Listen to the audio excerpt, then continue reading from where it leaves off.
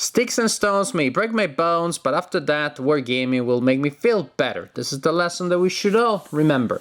Sticks and Stones is a platoon-level combat in World War IV. Turns out, the world is a little better than we expected. We're not in a Mad Max scenario, but people are using more or less weaponry like we see nowadays. And the game depicts confrontations between American and Russian forces, again, after World War III has taken its toll, but not enough to teach us not to do war. Man, people never learn. It is a game published in the Tiny Battle line, and as the name says, it is a small game. Small, simple, maybe a filler war game, also definitely a war game that can work for beginners. Definitely, if this is going to be your first war game, I think you can handle it. Finally, it is a two-player game that can also be played solitaire. There are enough random elements that if you control both sides at the best of your possibilities, you're gonna be fine. One thing, though, is that the game does have cards that will give you different advantages, different abilities, and so you miss that surprise element if you're playing both sides and, well, you know what both players have. But still, maybe it's a time of social distancing and there's no one around to play the game with you, then you can still play the game by yourself. Playing it without the cards, so without benefiting from the tactical options given by the card, is still better than not to play a game at all, right? The game comes with a single paper map, so this is what you get, and you don't get upset.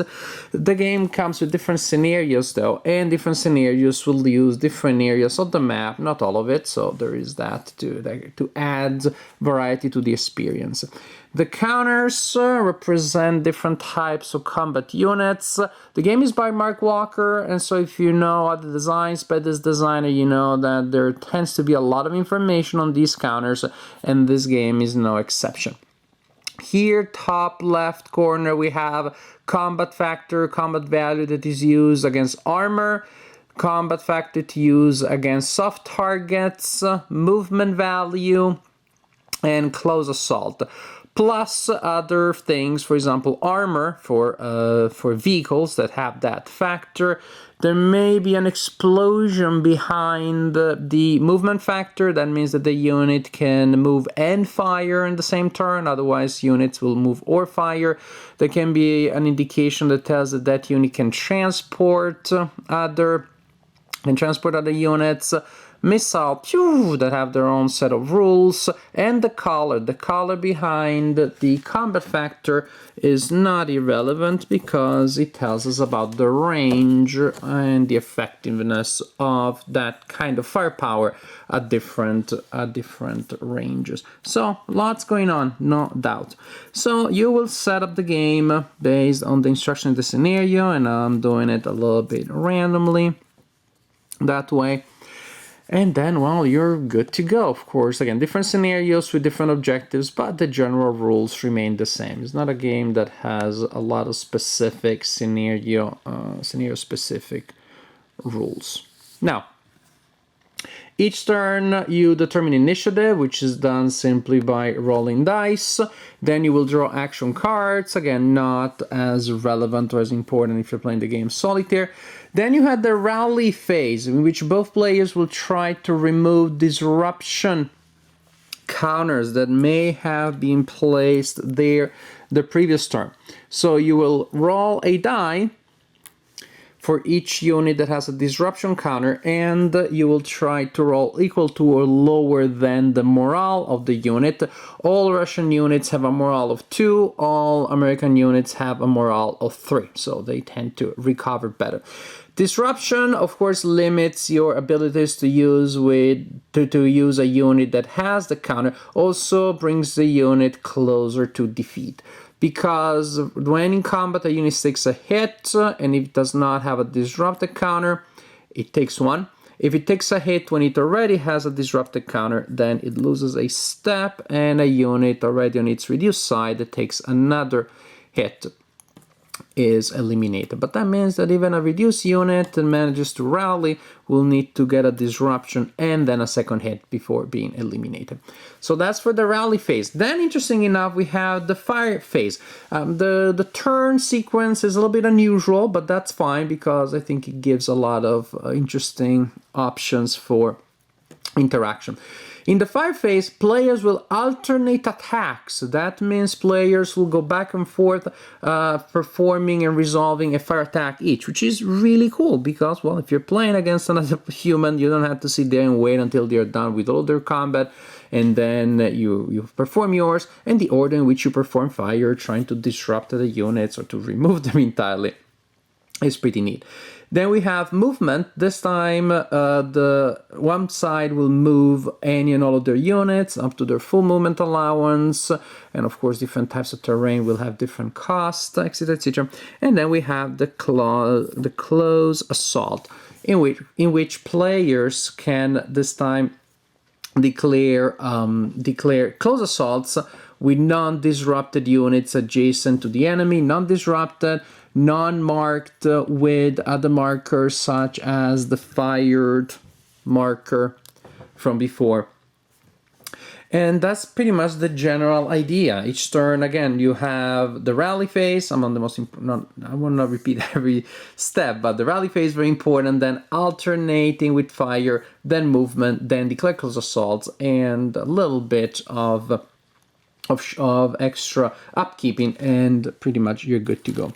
Another element of the game that you may have seen in other designs by Mark Walker is the idea of these counter seed that represent particular emphasis that the commanders are giving to specific areas in the battlefield. So this counter can be placed on the board, and each turn you can do something with it. You can move it from unit to unit, you can flip it from its 1 die side to its 2 die side, you can spend it to get rerolls. So it really represents the commanders paying particular attention and giving particular love to different areas of the battlefield from turn to turn. What I haven't explained yet in detail is combat. Again, we have two types of combat, fire and close assault, but very simple, very intuitive, especially if you played war games before. Classic, even. So you will need to determine the firepower of the unit, which if you're firing with against armor is the firepower of your unit minus the armor of the target.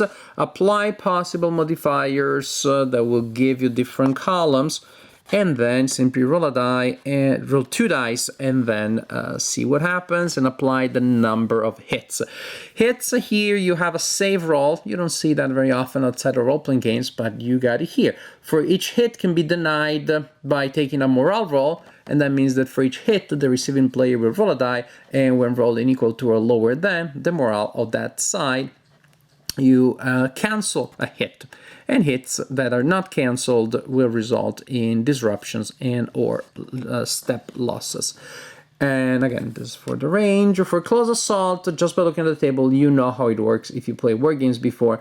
It is a combat odds, so you will divide the total combat factor, close assault of the attackers against, you'll divide that by the combat factor, the close assault combat factor of the defender, turn that into a ratio, find the column, apply possible modifiers, and then simply roll the dice and apply the results.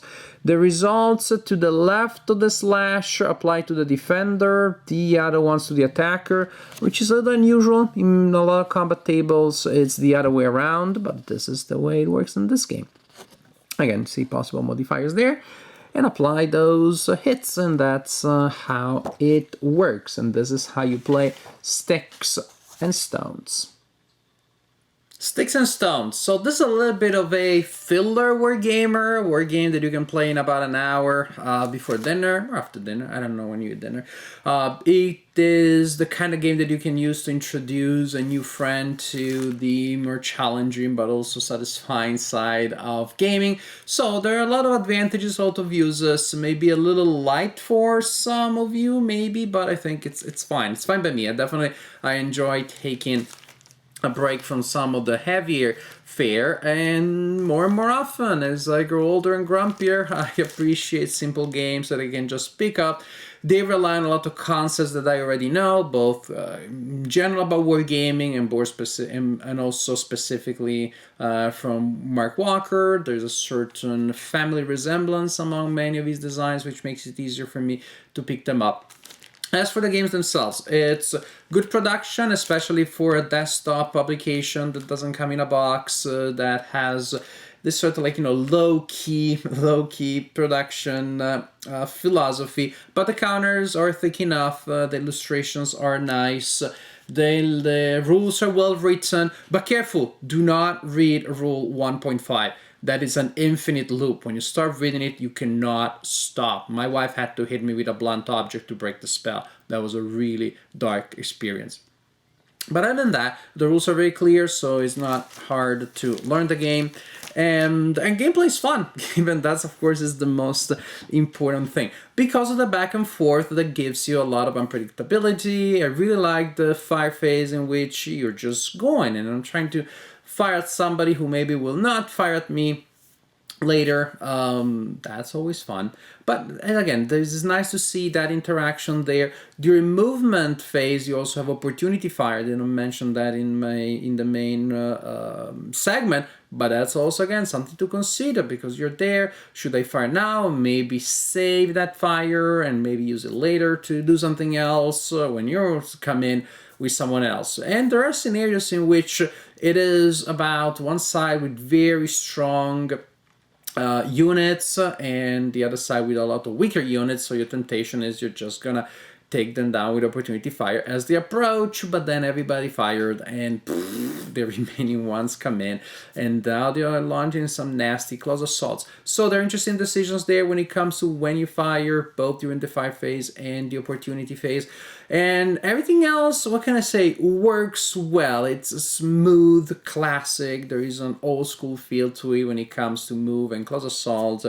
Those are time-tested elements of wargaming that worked back in the day, and they still work. I'm not a fan of change for the sake of it, and so when I have a combat system that still gives me a lot of interesting situations, still gives me the incentive to mount the powerful attack, but also to, well, go through all the steps that I need to to go through to be able to mount the attack without being mowed down by fire and by other elements, then it's all good. The cards, to me, they weren't that big of a deal, but again, precisely because I play the game solitaire, and so they're just not as interesting. But if you're playing against another human, then there is that extra element, that extra surprise of a card giving you maybe an extra fire. Now that it can be a plot twist, or allowing you to reroll a morale or get other advantages. The leadership focus marker that allows you to get the rerolls, that's also fun. I'm not a huge fan, doesn't bother me. I don't think it adds all that much, but still. It's there, and many of you will like it. Definitely, it does not hurt to have it.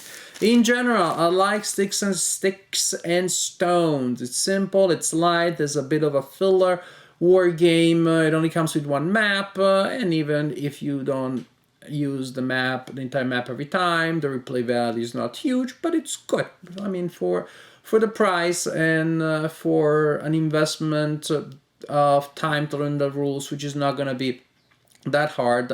Just play it a couple of times, play every scenario, then from time to time go back to them and try different strategies. I think it's a good package. I think you get good value for your money. Sticks and Stones, a filler war game, and a good one.